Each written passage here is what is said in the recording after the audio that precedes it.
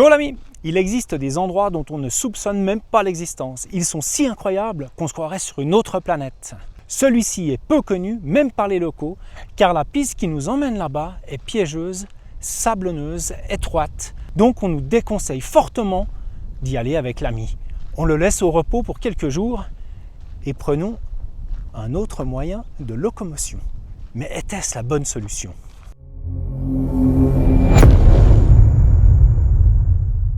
Alors pourquoi on laisse le camion là? La piste plus bas est trop sablonneuse et surtout trop étroite pour l'ami. Donc on a chargé nos affaires de camping dans crampons et ils vont nous amener jusqu'à White Pocket et on va passer 2 nuits je pense là-bas et profiter du lieu. Bon, on prend le taxi pour aller à White Pocket. Quand on marche ici, on a l'impression qu'un artiste géant s'est amusé à malaxer la roche comme de la pâte à modeler avant de la laisser sécher au soleil pendant 190 millions d'années. Pourtant, tout ce décor est entièrement naturel. White Pocket n'est pas seulement l'un des plus beaux paysages de l'Ouest américain, c'est aussi l'un des plus grands mystères géologiques du plateau du Colorado.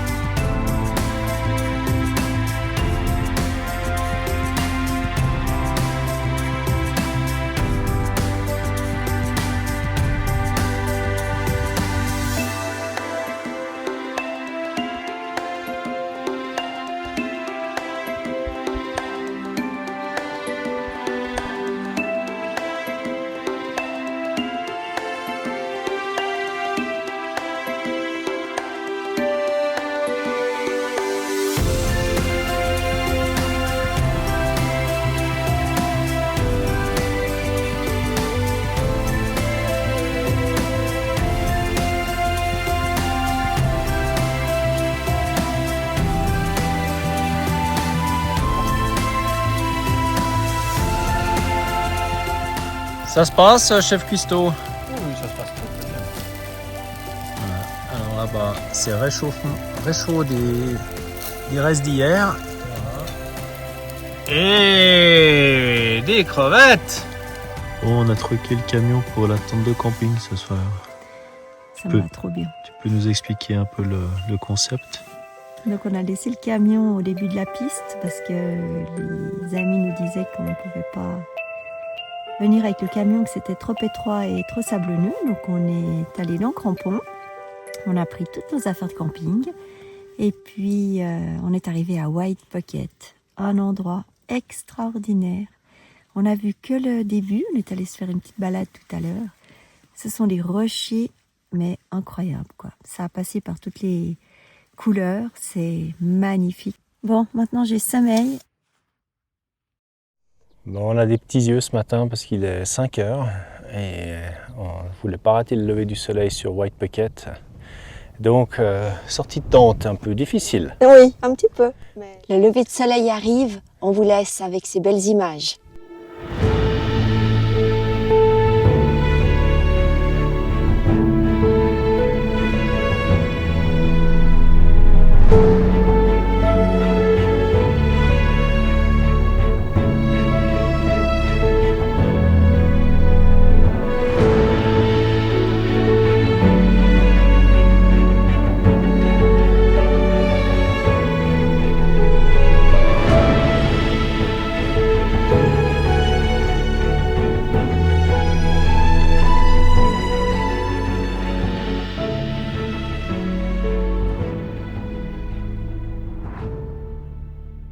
À l'époque du Jurassique, le nord de l'Arizona n'était pas un désert rocheux, mais un immense océan de dunes de sable comparable au Sahara actuel.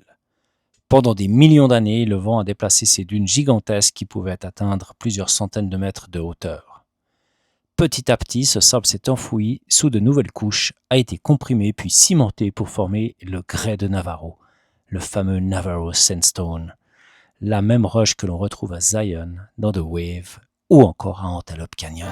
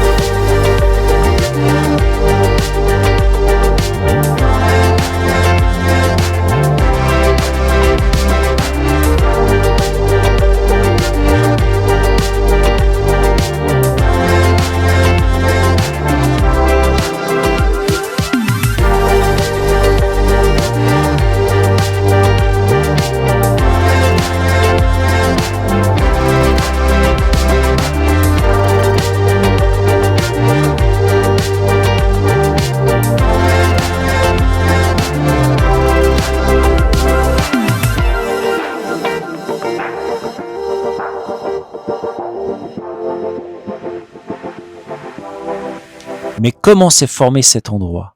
La théorie aujourd'hui la plus admise est qu'une partie de ces dunes était encore saturée d'eau lorsqu'un événement brutal est survenu, soit un effondrement de dunes, soit un gigantesque glissement de terrain, soit une secousse sismique.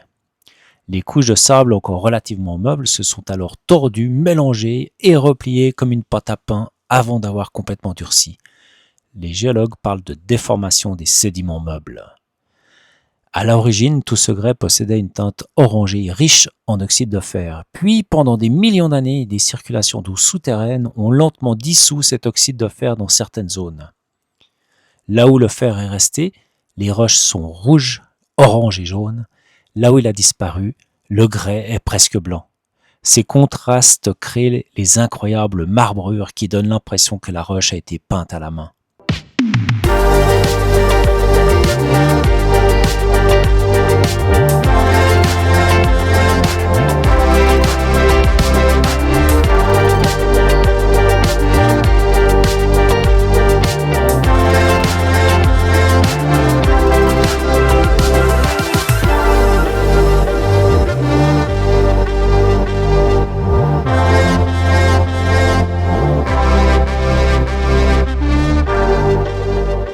Ce matin, c'était un peu un réveil très matinal.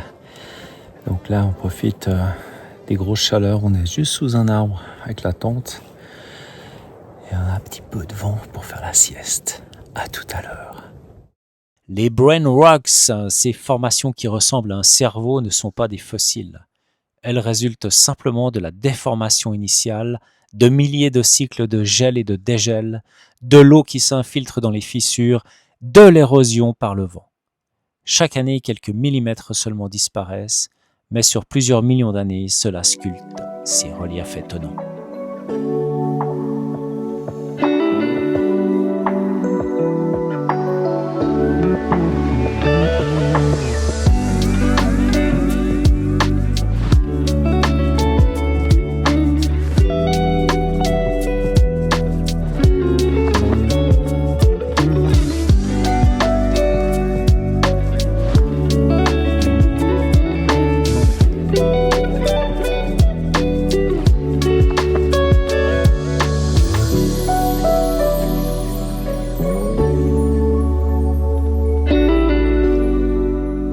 Il est très simple d'expliquer son nom.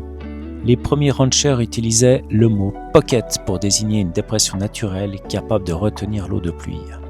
Or, cet endroit présente une roche exceptionnellement blanche, de nombreuses cuvettes naturelles qui recueillent l'eau après les orages. Ils l'ont donc baptisé White Pocket. Quand on parle des poches d'eau, justement, ces pockets que les cow-boys utilisaient pour retenir la flotte, en fait, là, on se rend assez bien compte que, en fait, ils pouvaient très bien avoir de la flotte entre la première et la deuxième couche.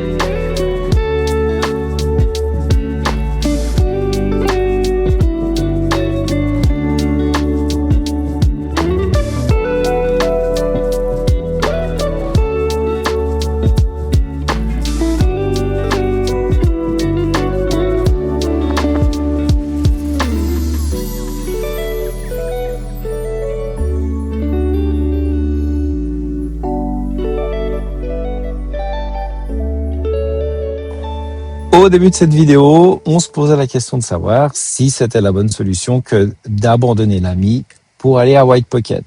Aux conditions du jour avec la piste, on aurait certainement pu passer avec l'AMI. Cependant, on n'a aucun regret car nous avons passé un excellent moment avec nos amis et à bord de crampons et en plus, nous avons pu dormir 2 nuits sous tente.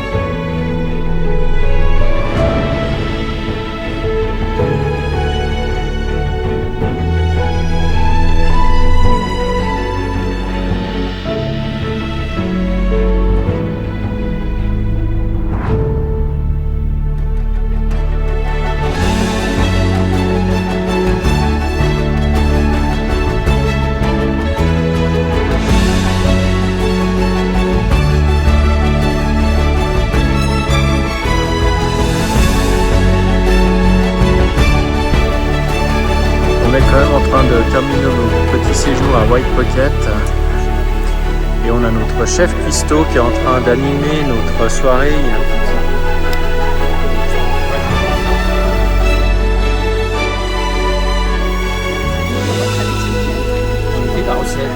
Voilà, il y a filet mignon.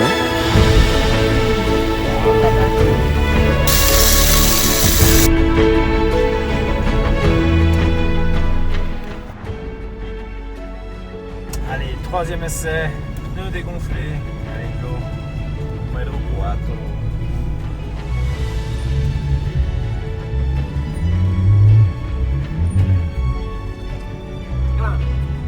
Comment tu te sens dans le crampon? On est bien, donc on est un peu chahuté, mais ça va bien. Hein, c'est agréable, une climatisation, des boissons rafraîchissantes, on prend soin de nous. White Pocket c'est terminé, nous on a récupéré l'ami, on est tout content, il est reparti comme d'habitude, on peut lui faire confiance.